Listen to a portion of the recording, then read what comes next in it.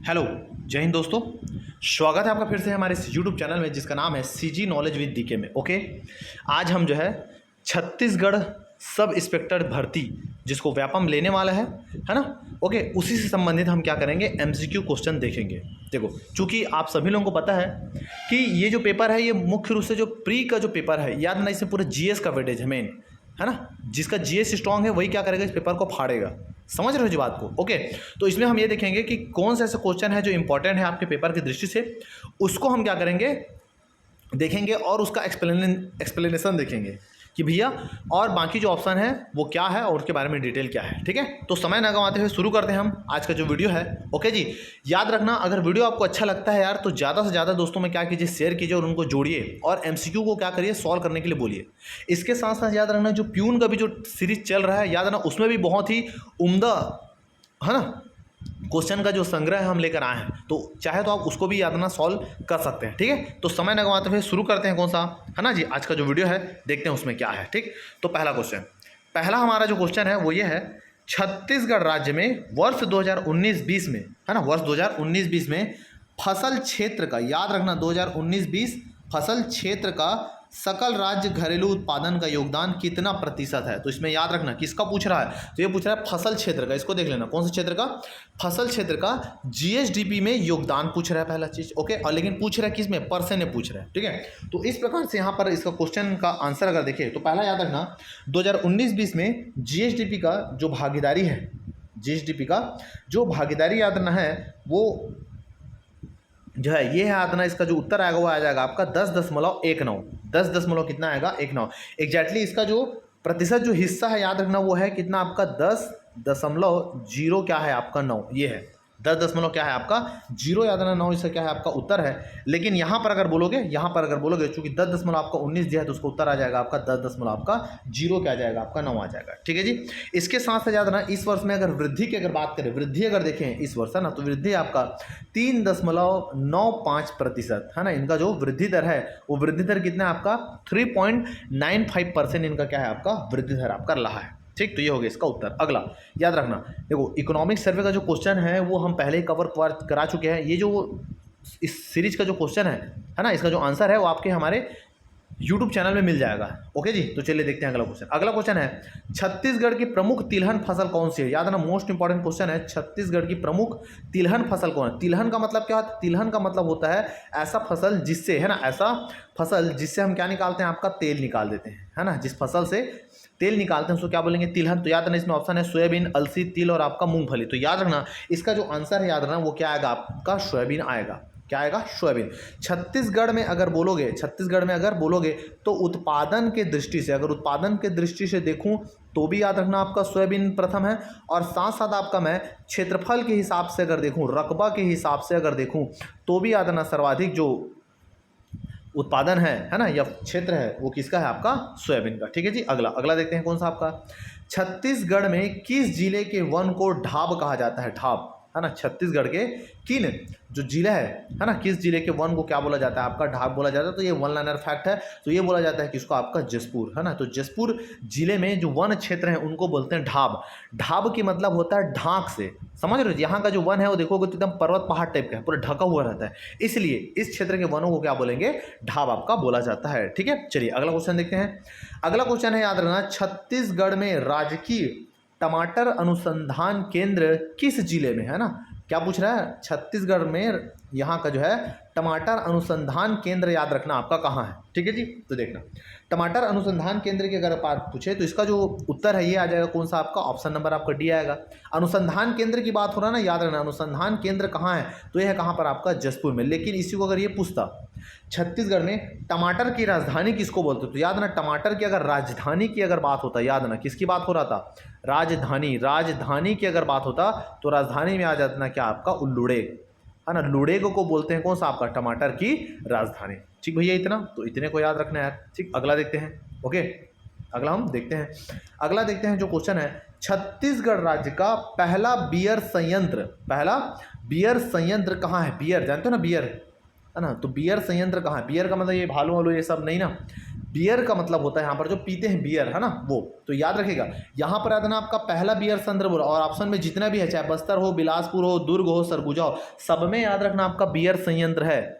लेकिन पहला जो बियर संयंत्र है प्यारे बच्चों, याद रखना पहला बियर संयंत्र जो खोला गया था वो कहाँ खोला गया था, वो खोला गया था याद रखना आप कहाँ पर, आपका दुर्ग में। उसके अलावा जो है आपका बस्तर में भी है, उसके अलावा कहाँ पर है आपका बिलासपुर में। ओके, सरगुजा में नहीं है। ओके, तो ये तीनों को याद रखना। लेकिन पहला क्या यहाँ पर पूछ रहा है, तो पहला का जो उत्तर आ जाएगा क्या आएगा आपका, दुर्ग आएगा। ठीक, ओके, चलिए अगला देखते हैं। वन अंचल के गांवों को स्वावलंबी बनाने वाली छत्तीसगढ़ राज्य की योजना का नाम क्या है। मतलब जो गांव जो क्षेत्र है वनांचल के, याद रहा ना, इसको देना वन अंचल, हर एक गांव नहीं ना, वन अंचल गांव। वन अंचल गांव का मतलब जो वनों के नज़दीक वाले जो गांव है, जैसे अपना सरगुजा संभाग हो गया, बस्तर संभाग हो गया, उसके अलावा ऐसे गांव जो वन से सटे हुए हैं, समझ रहे हो, जो सुदूर घने वन क्षेत्रों में है, उन गांव को स्वावलंबी मतलब खुद के पैरों में खड़ा करने के लिए, वहाँ के जो लोग हैं उनको स्वावलंबी बनाने के लिए छत्तीसगढ़ राज्य है वो कौन सी योजना जो है आपका चलाया है। तो याद रखना, इसमें ऑप्शन दिख रहा है आपका राजीव वन मितान योजना, ये चला जा रहा है। ठीक है, तो इसका जो उत्तर है याद रखना ये हो जाएगा कौन सा आपका, राजीव वन मितान योजना। राजीव वन मितान योजना ये है इस योजना का नाम, है ना। इस योजना का नाम क्या है आपका, ये है। अब ये कब से शुरू किया गया था, तो याद रखना ये हमारे जो मुख्यमंत्री जी हैं, है ना, भूपेश बघेल जी, उनके द्वारा जो है आपका आदिवासी जो दिवस है जो अगस्त में मनाते हैं, आदिवासी दिवस कब मनाते हैं आपका, अगस्त, उस दिन याद रखने इसको क्या किया था, आपको शुरू किया गया था। आपको ये डेट बताना है, कमेंट करके ये डेट बताना है कि ये योजना कब से शुरू किया गया था। मैं दिवस बता दिया हूँ कि आदिवासी दिवस के दिन आपका शुरू किया गया था। अब इस योजना में हुआ क्या है, इस योजना में ऐसा है कि ग्रामीण क्षेत्र में क्या करेंगे, लगभग 10,000 गाँवों में जाएंगे और एक समूह बनाएंगे, और उस समूह में क्या करेंगे, उस ग्रामीण क्षेत्र के जितने भी पढ़े लिखे जो युवा हैं, 10 से 15 युवाओं को क्या करेंगे उस समूह में जोड़ेंगे। और ये क्या करेंगे, वन से मतलब उस क्षेत्र में जो जंगल है, उस जंगल से प्राप्त होने वाले जो खनिज है या जो वनोत्पाद है, उनको क्या करेंगे, क्रय विक्रय से संबंधित क्या करेंगे, ये लोग उसका देखरेख करेंगे। समझ रहे हैं बात को। तो इस प्रकार से क्या करेंगे, जो ग्रामीण जो क्षेत्र के जो युवा है उनको एक रोजगार का अवसर भी क्या होगा आपका मिल जाएगा। ठीक है जी, तो इस प्रकार इसका जो आंसर है क्या है आपका, राजीव वन मितान योजना। ठीक, अगला देखते हैं अपन, है ना, ये इंपॉर्टेंट है आपका स्पेशली पुलिस भाइयों के लिए। तो और ओके, किसी व्यक्ति को, ध्यान सुना, किसी व्यक्ति को एक ही अपराध के लिए एक बार से अधिक दंड नहीं दिया जा सकता, है ना। कोई भी व्यक्ति अगर एक बार एक अपराध किया है तो एक अपराध के लिए याद रखना उसको एक ही बार क्या किया जाएगा आपका, दंडित, है ना। किसी व्यक्ति को एक ही अपराध के लिए एक से अधिक बार दंडित नहीं किया जाएगा। ये संविधान के कौन से अनुच्छेद में बताया गया, तो याद रखना ये जो है संविधान के अनुच्छेद में बताया गया, और अनुच्छेद का नाम क्या है, अनुच्छेद है आपका 20। इसमें बताया गया है कि एक आदमी को एक अपराध के लिए क्या करेंगे, एक बार ही सजा देंगे। समझ रहे बात को जी, तो इसका उत्तर हो जाएगा कौन सा आपका बी। अगला देखते हैं, इसमें जो अनुच्छेद नंबर जो याद रखना आपका जो 19 है, अनुच्छेद 19 बहुत ज़्यादा इंपॉर्टेंट है, याद रखना। चाहे आप व्यापम का एग्जाम दिलाओ, चाहे आप पीएससी का एग्जाम दिलाओ, इसमें एकदम पेटेंट है। क्यों, क्योंकि 19 के बहुत सारे इकाई हैं, A B C D E, है ना। तो 19 में जो अलग अलग भाग है वो बताता है कि, है ना, वाक अभिव्यक्ति की स्वतंत्रता, मतलब वाक अभिव्यक्ति की स्वतंत्रता मतलब आपको सही चीज़ को बोलने का क्या है आपका स्वतंत्रता है, अपने अभिव्यक्ति को उजागर करने का स्वतंत्रता है, लेकिन इससे किसी की मान हानि को ठेस नहीं पहुंचना चाहिए। ऐसा नहीं कि आप न्यूज में या कहीं भी कुछ भी बोल दे रहे हैं, किसी के बारे में सुना दे रहे हैं, ऐसा नहीं है। जो सही है उसको आपको बोलना है। ठीक, उसके अलावा ऐसा है कि इसमें भाषण आप दे सकते हैं, शस्त्र विहीन सम्मेलन भी आप कर सकते हैं, समझ रहे, घूमने के लिए भी जा सकते हैं, संघ बना सकते हैं, निवास कर सकते हैं। तो इस प्रकार से जो स्वतंत्रता का जो अधिकार है वो बताया गया किसमें, अनुच्छेद आपका 19 में। बहुत ज़्यादा इंपॉर्टेंट है, इसके सब जो आर्टिकल है उनको आप अपने से अच्छे से पढ़ लेना। ठीक है, तो एकदम इंपॉर्टेंट है अनुच्छेद 19। ठीक, उसके बाद देखते हैं अनुच्छेद कौन सा आपका 21। अनुच्छेद 21 की बात करते हैं। तो अनुच्छेद 21 ये है कि ये क्या करता है, किसी भी व्यक्ति को किसी भी कंडीशन में, चाहे वो जेल में रहे चाहे कहीं भी रहे, भारत की अगर बात करें तो उसको, है ना, उसके जीवन और अभिव्यक्ति की स्वतंत्रता प्राप्त है। मतलब उनको एकदम सांस लेने का स्वतंत्रता प्राप्त है। समझ रहे बात को, है ना, मतलब उनकी जीवन और व्यक्तित्व की स्वतंत्रता का क्या है आपका अधिकार है। और याद रखना अनुच्छेद 20 और अनुच्छेद जो 21 है, ये ऐसा अधिकार है जिसको कभी भी स्थगित नहीं किया जा सकता, कभी भी इसको स्थगित नहीं किया जा सकता। याद रखना बहुत ज़्यादा क्या है आपका इंपॉर्टेंट है, कौन सा आपका ये। ठीक है, अगला अनुच्छेद देखते हैं कौन सा आपका 22। अनुच्छेद जो 22 है, अनुच्छेद 22 से बताता है कि मान के चलो हम क्या करते हैं, किसी भी व्यक्ति को पुलिस जो है गिरफ्तार कर लिया।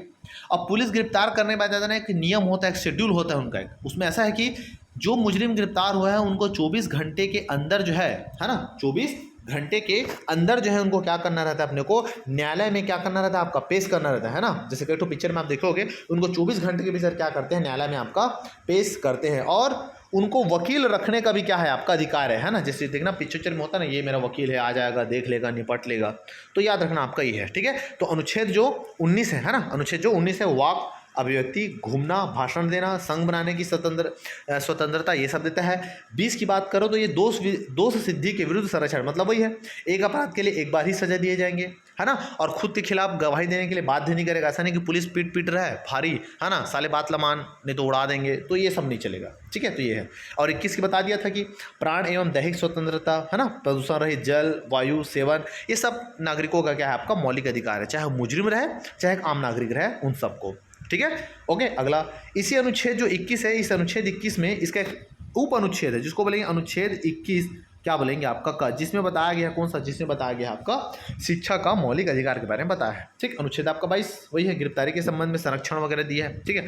तो इस प्रकार से यहाँ पर इसका जो उत्तर आ जाएगा, उत्तर क्या आ जाएगा, उत्तर आ जाएगा आपका भैया 20। ओके, चलिए अगला देखते हैं। तेंदुपत्ता, ध्यान सुना ना, तेंदुपत्ता संग्राहक सामाजिक सुरक्षा योजना, है ना, तेंदुपत्ता संग्राहक सामाजिक सुरक्षा जो योजना है, योजना का नामकरण किनके नाम पर किया गया है, तो सबको पता होगा। तो तेंदुपत्ता सामाजिक संग्रहण सुरक्षा जो योजना है, ये किया गया है किसके नाम पर, शहीद महेंद्र कर्मा के नाम पर। याद रखिएगा, आपको पता होगा कि जब जो है ना, झीरम घाटी वाला जब कांड हुआ था, तो उसमें जो महेंद्र कर्मा, जो कांग्रेस के एक बहुत बड़े जो है प्रवक्ता रहे हैं, उनका क्या हुआ था, निधन हुआ था। तो उसी के है ना, उसी के स्मृति में जो है इस योजना का क्या किया गया है, आपका शुभारंभ किया गया है। तो इस योजना में क्या है आपका, ध्यान से देखना, जो तेंदुपत्ता संग्रहण करने वाले जो हमारे जो भाई बंधु है, ठीक है जी, उनमें जो है ना, उनके लिए योजना लाया गया है। कब स्टार्ट हुआ है ये जो योजना है, कब स्टार्ट हुआ है, उसको आपको बताना है कमेंट में। कब स्टार्ट हुआ है उसको बताना है आपको, कमेंट में बताना है कि कब स्टार्ट हुआ है, ठीक है। मैं यहाँ पर बता देता हूँ कि इसमें क्या क्या प्रावधान है। तो महेंद्र कर्मा वाला जो ये वाला जो इसका जो आंसर है, इसमें दो प्रावधान है। एक प्रावधान है आपका 50 से कम वर्ष के लिए, है ना, जो 50 साल से कम वर्ष के हैं उनके लिए क्या प्रावधान किया गया है, ठीक है। उसमें ऐसा है कि अगर मान के चलो किसी भी व्यक्ति का 50 साल से कम है ना, इसमें किसी भी अगर व्यक्ति का सामान्य अगर मृत्यु हो जाता है, ऐसी मर जाता है, निपट जाता है, तो उनको याद रखना 2 लाख रुपये क्या करेंगे, आपका पैसा मिलेगा। ओके, अगर जो है किसी आदमी का जो है दुर्घटना से अगर क्या हो जाता है, आपका मृत्यु हो जाता है, तो भी क्या करेगा, 2 लाख रुपए इनको क्या करेगा, आपका मिलेगा, ठीक है। अगर मान के चलो किसी का दुर्घटना होता है और दुर्घटना होने के बाद अगर मान के चलो पूर्ण रूप से, पूरा का पूरा रूप से वो क्या हो गया, विकलांग हो गया, है ना, पूरा रूप से क्या हो गया, अपंग हो गया, चल फिर नहीं पा रहा है, तो पूर्ण रूप से अगर विकलांग हो गया तो भी उनको कितना रुपये मिलेगा, आपका 2 लाख रुपये देने का प्रावधान किया गया है। लेकिन आंशिक विकलांगता, आंशिक विकलांगता का मतलब यह है कि हो सकता है मान चलो एक्सीडेंट हुआ, पैर टूट गया, पैर क्या हो गया, टूट गया, एक पैर टूटा लेकिन दूसरे पैर से चल सकता है वो, समझ रहे बात को। तो आंशिक अगर विकलांगता है तो उस कंडीशन में आदरणा क्या करेगा, 1 लाख रुपये आपका देंगे, समझ रहे हो बात जी। तो एक प्रावधान ये हो गया। दूसरा, ये तो 50 साल से कम के लिए है। अगर दूसरा ये है कि याद रखना, ऐसे व्यक्ति जो 50 से लेके 59 वर्ष के आयु वर्ग तक हैं, तो उनके लिए क्या है, उनके लिए ऐसा है कि अगर मान के चलो इस उम्र के अगर कोई व्यक्ति का अगर सामान्य अगर मृत्यु हो जाता है, सामान्य अगर मृत्यु हो जाता है, तो याद रखना उनको मिलेगा कितना, 1000 रुपया, आपका 30,000 रुपया उनको आपका मिलेगा अगर सामान्य मृत्यु हो जाता है तो। लेकिन अगर वही व्यक्ति का अगर मान चलो दुर्घटना में अगर मृत्यु हो जाता है, तो याद रखिएगा उनको या उनके जो नॉमिनी हैं उनको मिल जाएगा कितना, आपका 75,000 रुपया उनको आपका मिल जाएगा, आपका ये हो गया। तीसरा, अगर दुर्घटना के बाद, दुर्घटना हो गया है ना, दुर्घटना हो गया और मर गया तो 75,000। और दुर्घटना होने बाद मान के चलो उसको अगर पूरी तरीके से दुर्घटना के बाद अगर वो पूर्ण रूप से क्या हो गया, आपका विकलांग हुआ, पूर्ण रूप से क्या हो गया, आपका विकलांग हो गया, तो भी याद रखना उसको कितना मिलेगा, आपका 75,000 रुपये आपका मिलेगा, ठीक, आपका ये हो गया। लेकिन दुर्घटना हुआ और दुर्घटना होने बाद मान के चलो वो क्या हो गया, आंशिक रूप से विकलांग हो गया। आंशिक रूप से मतलब ऐसा विकलांग हुआ है कि जी खा सकता है, चल फिर सकता है नॉर्मल, ठीक है, आंशिक विकलांग। तो आंशिक विकलांगता के कंडीशन में आदरणा उनको मिलेगा 37,500 रुपये, मतलब 37,500 रुपये उनको आपका मिलेगा। समझ आया भैया। तो ये योजना है आपका, ये योजना के जो व्याख्यान है जो बारे में बताया गया आपका, ये बता गया, ठीक है जी। पेपर में पूछ भी देता है कभी कभी, तो याद रखिएगा उसको, ठीक है। तो इस प्रकार से हमारा जो उत्तर होगा क्या होगा, ए, ठीक। अगला देखते हैं। अगला जो है, राष्ट्रपति के विरुद्ध किस आधार पर महाअभियोग लगाया जा सकता है। तो याद रखना, बहुत ज़्यादा याद रखना, इंपॉर्टेंट क्वेश्चन है ये, समझ रहे हो बात को जी, बहुत बहुत ज़्यादा याद ना इंपॉर्टेंट क्वेश्चन है। तो याद रखना, राष्ट्रपति के ऊपर क्या करते हैं, राष्ट्रपति के ऊपर महाभियोग, महाभियोग मतलब ये होता है कि उनको पद से हटाने के लिए क्या करना है, कार्यवाही शुरू करना है ना। महाभियोग का मतलब पद से हटाने के लिए है ना, पद से हटाना है उनको, तो उनके लिए आपका कार्यवाही शुरू करते हैं। ठीक है, तो इस कंडीशन में क्या है आपका, इस कंडीशन की अगर बात करोगे तो इसमें होता क्या है, इसमें मुख्य रूप से ये होता है, मतलब किस आधार पर हटा सकते हैं, तो ये हटाते हैं आपका संविधान के उल्लंघन अगर करता है तो इसके आधार पर उसको हटा सकते हैं।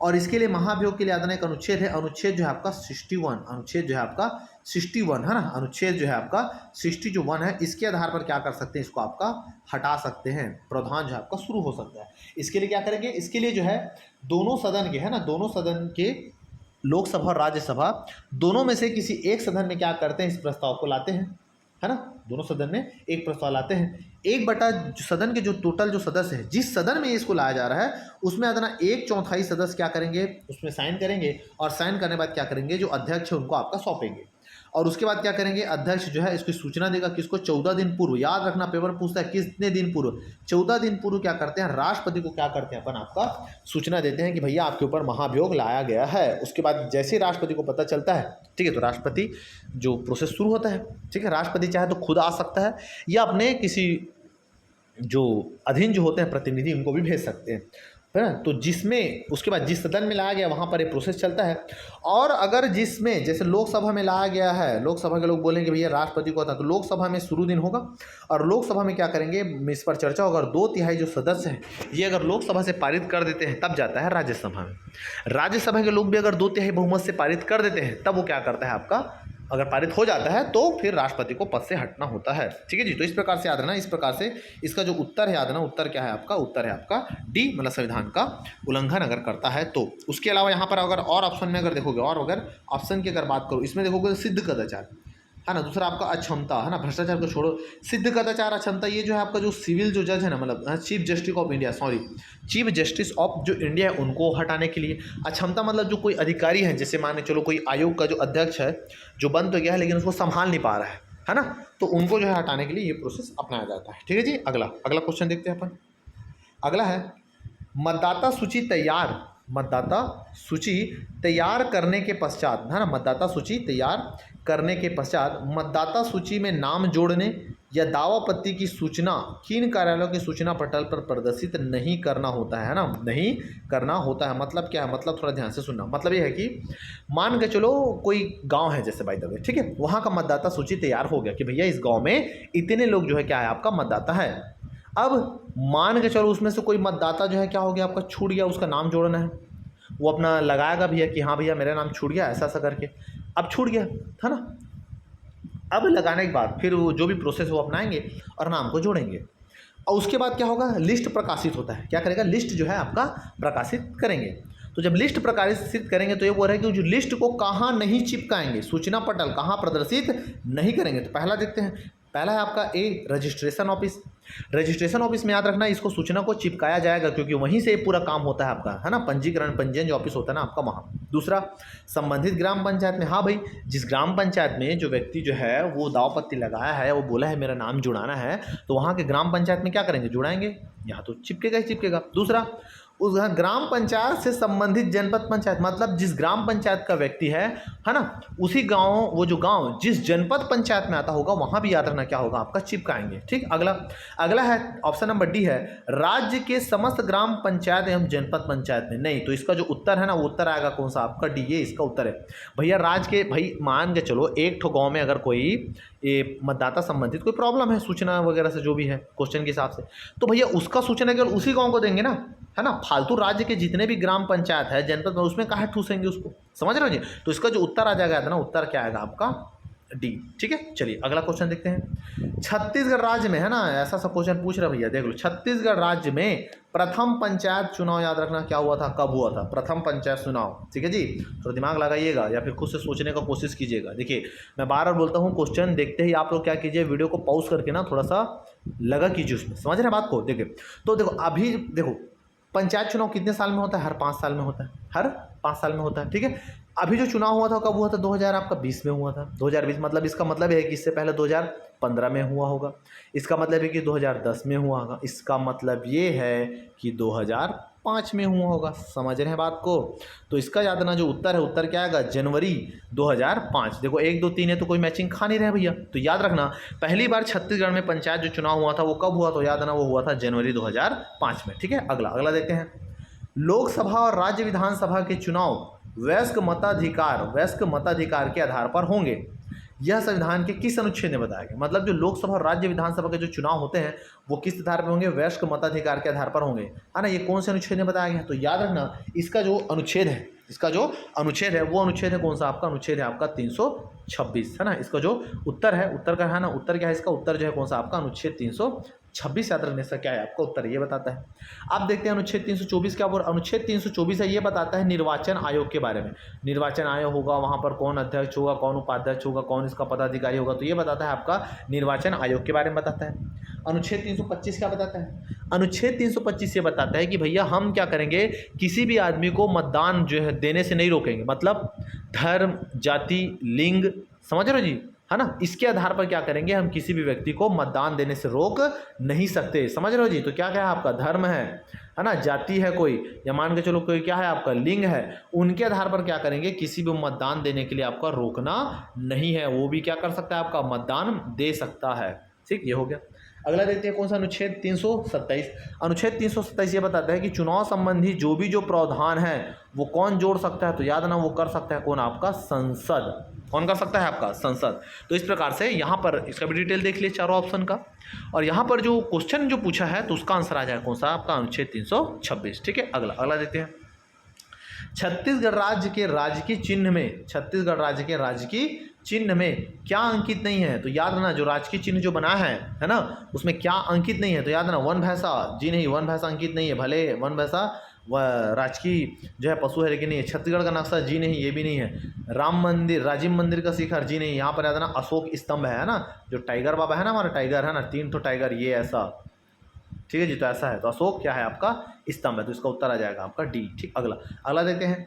निम्नलिखित, याद रखना निम्न कथनों को पढ़कर सही विकल्प को क्या करना है? अपने को छांटना है। ठीक है, बहुत इंपॉर्टेंट। देखिए इससे क्या होगा, 3 क्वेश्चन आपका तैयार होगा। ठीक है, पहला 1911 में कांग्रेस का वार्षिक अधिवेशन कलकत्ता में हुआ। जी हाँ, एकदम सही है। 1911 में जो अधिवेशन हुआ था कांग्रेस का, याद रखना वो कलकत्ता में हुआ था। ठीक है, और इस अधिवेशन जब हुआ था तो उसकी अध्यक्षता याद रखना आपका BN धर ने किया था। BN धर ने उसको किया था अध्यक्षता। और इसी अधिवेशन में याद रखना प्यारे बच्चों, इसी अधिवेशन में सबसे पहली बार, प्रथम बार जो है जन गण मन को क्या किया गया था? आपका गाया गया था इसी अधिवेशन में। मतलब A भी सही है, 2 भी सही है और आपका 3 भी सही है। मतलब इसका उत्तर आ जाएगा क्या? उत्तर आ जाएगा A B C, मतलब पहला, दूसरा, तीसरा, तीनों क्या है आपका? सही है। ठीक, अगला अगला देते हैं। मोस्ट इंपॉर्टेंट क्वेश्चन है, ये भी थोड़ा सा ध्यान से सुनना। ओके जी, ध्यान से। अगला, दादर एवं नागर हवेली को किस संविधान संशोधन के तहत संघीय राज्य क्षेत्र का दर्जा दिया गया? ठीक है, एकदम ठीक है। तो यहाँ पर देखोगे दादर नागर जो आपका हवेली है, दादर और नागर जो आपका हवेली है, उसको किस संविधान संशोधन के तहत संघ राज्य क्षेत्र का दर्जा दिया गया? तो याद रखना इसको जो है 10वें संविधान संशोधन 1961 के तहत आपका दिया गया। याद रखना ये जो है, ये तो मैं पहले जो पुर्तगाली के अधीन था, पुर्तगाल है ना, पुर्तगाल के अधीन था। देखो भारत में सबसे पहले पुर्तगाल आए हैं और सबसे लास्ट में पुर्तगाली ही यहाँ से क्या हुए हैं आपका गए हैं। तो 10वां संविधान जो संशोधन है उसमें जो है दादर नागर हवेली के जो है संघ राज्य क्षेत्र का दर्जा दिया गया। अब इसके बाद इसमें 11वां संविधान संशोधन भी देख लेते हैं। 11वां जो संशोधन है इसमें जो है राष्ट्रपति और उपराष्ट्रपति के निर्वाचन संबंधित जो प्रावधान है उसको बताया गया है 11वां में। ठीक है जी। और 12वां नंबर को जो संविधान संशोधन याद रखना, 12वां नंबर संविधान संशोधन में गोवा, क्या आपका गोवा और याद रखना जो दमन द्वीप है ना, याद रखना दमन और क्या है आपका जो द्वीप है दमन द्वीप, इन दमन द्वीप को है ना, गोवा को राज्य के रूप में और दमन एंड द्वीप को केंद्र शासित के रूप में इसमें क्या किया गया था आपका दर्जा दिया गया था। और इसके तहत क्या याद रखना 12वें संविधान संशोधन के तहत अनुच्छेद 240 में भी याद रखना क्या किया गया था आपका संशोधन किया गया था, याद रखिएगा है ना। 12वां संविधान संशोधन के तहत अनुच्छेद 240 में भी संशोधन आपका किया गया था। ठीक, ये हो गया। अगला 14वां संविधान संशोधन जो है ना, 14वां जो संविधान संशोधन है इसमें क्या किए थे, पदुचेरी को शामिल किया गया था ना। जो पदुचेरी उसको जो है ना, पदु जो चेरी है उनको पदुचेरी को क्या किया गया था आपका संघ राज्य क्षेत्र के रूप में आपका शामिल किया गया था। ठीक है, तो उम्मीद करता हूँ कि आपको इतना जो है आपका समझ आया होगा। तो इस प्रकार से यहाँ पर इस क्वेश्चन का जो आंसर हो क्या आ जाएगा, वो आ जाएगा आपका ए। ठीक है, चलिए अगला देखते हैं। प्रथम संविधान संशोधन, ध्यान से सुनना है आपको ना। प्रथम संविधान संशोधन कब हुआ था? 1991 में। है ना, जो हुआ था उसमें किस अनुच्छेद में संशोधन नहीं किया गया, कौन से आर्टिकल में संशोधन नहीं किया गया है, याद रखना। तो याद रखिएगा जो पहला संविधान संशोधन हुआ था 1951 में, इसमें जो है बहुत सारे संविधान में संशोधन किया गया था, जिसमें याद ना अनुच्छेद 15, अनुच्छेद 19, अनुच्छेद 85, अनुच्छेद 87, अनुच्छेद 74, अनुच्छेद 176, अनुच्छेद 176, अनुच्छेद 174, अनुच्छेद 341, अनुच्छेद 342, अनुच्छेद 372, अनुच्छेद 376, इनको भी क्या किया गया था, इसमें आपका संशोधन किया गया था। और उसके साथ साथ याद रखिएगा अनुच्छेद 31 में भी संशोधन किया गया था। उसके अलावा अनुच्छेद जो 31 है उसमें अनुच्छेद 31 का और अनुच्छेद 31 ख, इन दोनों को भी उसमें क्या किया गया था, आपका जोड़ा गया था। ठीक है जी। तो इसमें पूछा है कौन से आर्टिकल में संशोधन नहीं किया गया था, तो याद है ना किसमें संशोधन नहीं किया गया था, तो ये संशोधन नहीं किया गया था किसमें, अनुच्छेद आपका 18 में। ओके जी, उम्मीद करता हूँ कि इतना जो है आपके दिमाग में घुसा होगा। ठीक, अगला देखते हैं कौन सा। अगला है आपका भूपेन हजारिका जो सेतु जो बनाया गया आपका लोहित नदी में, जो लोहित जो नदी है उनमें आपका जो बनाया गया है। ठीक है, उसमें देखते हैं उसमें क्या सही नहीं है, ये पूछ रहे हैं इसमें से क्या जो है आपका सही नहीं है। ठीक, तो याद क्या सही नहीं है उसको अपने को छांटना है। तो सही इसमें याद ना क्या नहीं है, तो पहला चीज़ है यह सेतु लोहित नदी पर बना है जो कि ब्रह्मपुत्र की एक सहायक नदी, हाँ एकदम सही है। यह जो है आपका कहाँ पर बना है, यह जो है याद ना आपका लोहित जो नदी है, लोहित नदी कौन सा आपका नदी, लोहित जो आपका जो नदी है उसी लोहित नदी पर याद रखना आपका ये बना है। अब लोहित नदी कहाँ से निकलता है, याद रखना लोहित जो नदी है ये याद रखना भारत से नहीं निकलता, बल्कि ये जो पूर्वी जो तिब्बत है ना, पूर्वी तिब्बत, ओके, पूर्वी जो तिब्बत है, पूर्वी तिब्बत, उसी पूर्वी तिब्बत से क्या हुआ है आपका ये निकला है। और ये निकलते निकलते क्या होता है, ये निकलता है और पूर्वी तिब्बत से निकल के पहले जाता है आपका अरुणाचल प्रदेश में, अरुणाचल प्रदेश बाद जाता है कहाँ पर आपका असम में, अरुणाचल प्रदेश के बाद कहाँ जाता है आपका असम में। ठीक है, इसको याद रखिएगा। और ये जो है पानी पर बना भारत का सबसे याद रखना लंबा पुल है ना। दूसरा ऑप्शन भी यहाँ पर आपका सही है, पहला तो सही है। पानी पर बना भारत का सबसे लंबा क्या है आपका सेतु है, याद रखना ये भी सही है। इसे ढोल व सदिया सेतु के नाम से भी जाना जाता है, ढोला व सदिया, क्यों, क्योंकि ये असम के सदिया उधर जो है ढोला मतलब असम अरुणाचल प्रदेश के जो ढोला वाला क्षेत्र है उनको जोड़ा जाता है, इसलिए इसको ढोला और सदिया सेतु भी कहा जाता है। अगला चौथा है, यह चाप क्या कारक है, जी नहीं चाप का कारण नहीं है, सीधा सीधा है। ठीक है जी, तो इसका जो उत्तर आ जाएगा कौन सा सही नहीं है ये पूछा है, तो याद रखिएगा कौन सा सही नहीं है, तो याद रखना इसमें जो है सही नहीं है कौन सा आपका, इसमें सही नहीं है कौन सा आपका डी। ठीक है भैया, इतने को याद रखना है। अगला देखते हैं, इनमें से किस राष्ट्रपति के कार्यकाल में सबसे ज्यादा बार मुख्य न्यायाधीश, मतलब कौन सा ऐसा राष्ट्रपति था उस 5 साल कार्यकाल में भारत काल में बहुत सारे मुख्य न्यायाधीश जो है आपका नियुक्त किए गए थे, तो याद रखना वो राष्ट्रपति थे आपका डॉक्टर APJ अब्दुल कलाम। ठीक है भैया, इतने को देख लेना।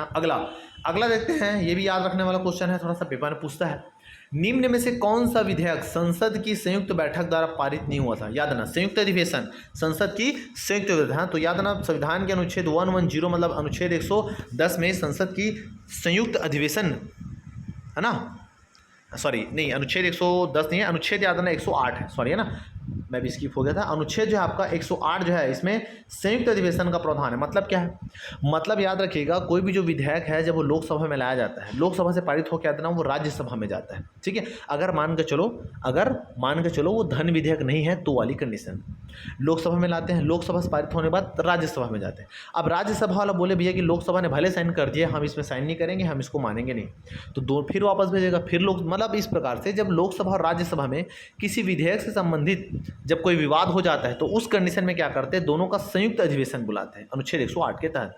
और जब है ना बुला चुके हैं, और ये जो है अब तक 3 बार बुला चुके हैं, और 3 बार में याद रखना है ना, 3 बार जो है आपका याद रखना इसमें क्या हुआ, इसमें जो है ना जब बुलाया गया था तो पहली बार बुलाया गया था आपका दहेज प्रतिबंध विधेयक के, मतलब दहेज जो है शादी में अगर कोई दहेज मांगता है तो उसको क्या करेंगे, जेल की हवा डालेंगे, तो दहेज प्रतिबंध से संबंधित विधेयक के लिए जो है संयुक्त अधिवेशन बुलाया गया था।